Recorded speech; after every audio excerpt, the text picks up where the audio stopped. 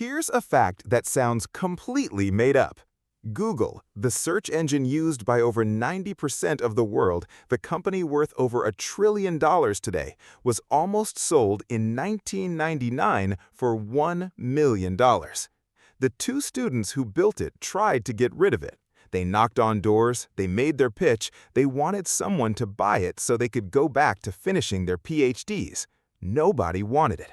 And that rejection, that single moment where someone looked at Google and said, "No thanks," is the reason the internet works the way it does today. So let's break down exactly how this happened, how two PhD students accidentally built the most important technology of the last 30 years, why they tried to sell it, who said no, and what happened after that changed everything. To understand why Google mattered, you need to understand how broken the internet was in 1996. The web was exploding, millions of pages, oceans of information, but finding anything useful was a nightmare. The search engines of that era, Yahoo, AltaVista, Excite, worked by counting how many times a word appeared on a page. Type basketball, and you got pages that said basketball a lot. Simple, clumsy, easily manipulated. The results were often completely useless.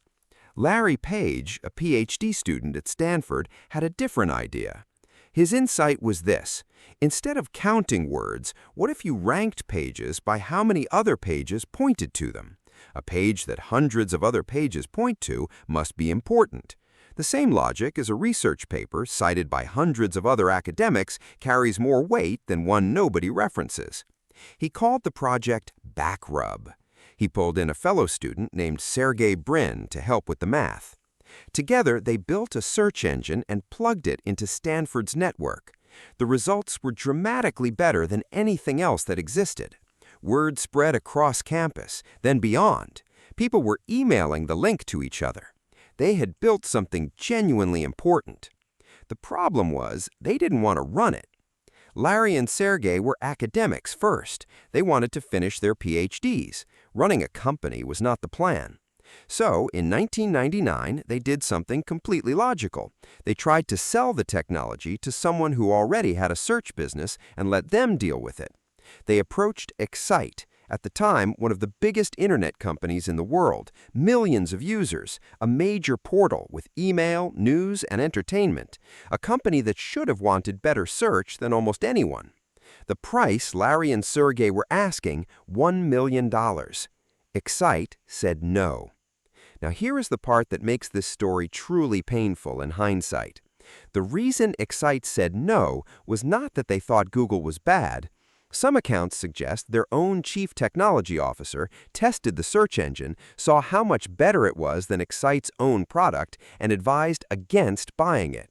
The reasoning, if Google search worked so well that users found what they needed immediately and left the site, that was actually bad for Excite's business. Excite made money by keeping people on the page, clicking around, seeing ads. A search engine that worked too well was a threat to that model. They turned down Google because Google was too good at the one thing Google did. Larry and Sergey tried Yahoo next, then other companies. Nobody bit. Reluctantly, they accepted the truth. If this thing was going to exist, they were going to have to build it themselves. In 1998, they incorporated Google Inc., the first office, a garage in Menlo Park, rented from a woman named Susan Wojcicki, who would later become the CEO of YouTube. The early team was tiny. The servers were built from cheap parts that overheated constantly. The money was burning fast. But here's the thing that almost nobody focuses on when they tell the Google story. For the first several years of its existence, Google had absolutely no way to make money. Think about that. A search engine that gives people exactly what they are looking for and then sends them somewhere else generates zero revenue. Every search query costs money to process. Every new user makes the financial hole deeper. The investors who backed them, Sequoia Capital and Kleiner Perkins, two of the most powerful venture firms in Silicon Valley, were watching the growth numbers and the cash balance at the same time. The growth was extraordinary. The cash situation was terrifying. Google needed a business model, fast. In 2000, Google launched AdWords. And this is the idea that changed everything, not just for Google, but for the entire internet economy. Here's how AdWords worked, simple version. When you searched for running shoes, small text ads for running shoe companies appeared alongside your results. Not flashing banners, not pop-ups, just clean, relevant, targeted text. And the advertisers only paid when someone actually clicked. This sounds obvious now. In 2000, it was a revolution. Every other advertising model on the internet was based on eyeballs, how many people saw the ad. AdWords was based on action, how many people actually responded to it. That alignment between what advertisers paid for and what actually worked had never existed before. The better the ad matched the search, the more people clicked. The more people clicked, the more money everyone made. Google, the advertiser, and the user were all pulling in the same direction for the first time. Revenue climbed, then accelerated. The business model that had seemed impossible to find turned out to be, once found, one of the most elegant and profitable in the history of commerce. Money problems solved, growth accelerating. But there was one more thing standing between Google and what it became. By 2001, the investors had a problem with Larry Page. He was serving as CEO. He was 27 years old, and by most accounts, including those of the investors who believed deeply in the product, he was not yet ready to run a large, fast-scaling company. He was an engineer who thought in systems, not an executive who thought in organizations. Sequoia and Kleiner Perkins pushed for a professional CEO to be brought in. Larry and Sergey resisted. This was their company, their creation. The standoff was real. The tension was serious. Eventually, a compromise was reached. A man named Eric Schmidt, former CEO of Novell, former executive at Sun Microsystems, a technologist himself, was brought in to run day-to-day operations. The structure they agreed on was unusual. Schmidt, Larry, and Sergey would operate as a triumvirate, 3 people sharing authority over the company. It should not have worked. In most companies, it would not have worked. At Google, it worked. Schmidt provided operational discipline and corporate credibility. Larry and Sergey provided product vision and the refusal to compromise on what made Google, Google. Together, they took the company public in 2004 at $85 per share. Before the final lesson, one more number. Excite, the company that turned down Google for $1 million because good search was bad for their business model.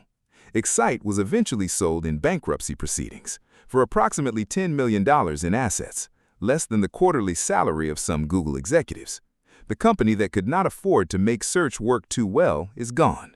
The company that made search work as well as humanly possible is worth over $1 trillion and handles over 8 billion searches every single day. Here is what the Google story is really teaching us. It is not about Larry and Sergey being geniuses. They were, but lots of geniuses build things that disappear. It is not about lucky timing. Timing helped, but timing alone never built anything that lasted. The real lesson is this. Every single near-death moment in Google's story came from someone protecting what they already had instead of building what came next. Excite protected their ad model. They lost everything. The companies that refused to buy Google for $1 million protected their existing search products. They became irrelevant. The only reason Google survived its own business model crisis is that Larry and Sergey refused to compromise the product to make the numbers look better in the short term. They found the business model that worked with great search, not despite it. 2 students, a Stanford dorm room, a project called BackRub that nobody wanted to buy, and a refusal at every moment to make the thing worse. That is the whole story. Everything else is just math.